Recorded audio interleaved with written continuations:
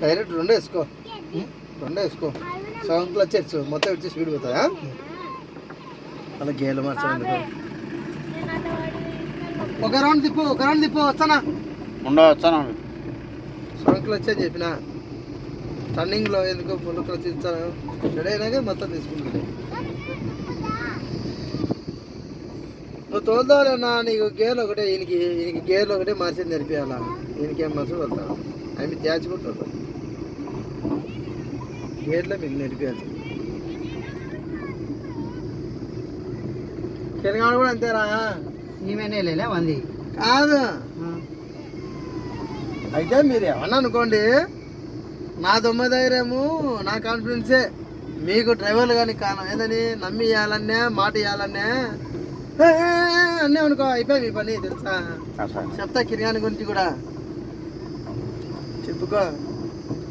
నేను దేవుడిగా ఎదుగుతా వాళ్ళ ముందర, ఎందుకంటే అంతా అడవిలోనే సింహం. కాన్ఫిడెంట్ ఇచ్చింది కొంచెం, అంటే ఒక్కసారి భయం. ఏదైనా రైగా బాగా బండి తిట్టడానికి ఫీల్ అవుతున్నావు కానీ రాళ్ళు అంటే నేను చెప్పేదని ఈ పక్క శని ఈ పక్క శని ఉంటే గాజు పెంకులు కూడా నేను తప్పించిన మధ్యలో. అది కాదు నేను నీకు వద్దు, నువ్వు తోలుతా. అది కాదు అనేది నీకు, నేను క్లాస్ ఓనర్గా నేను చెప్తాంట, నువ్వు వినాల్సిందే.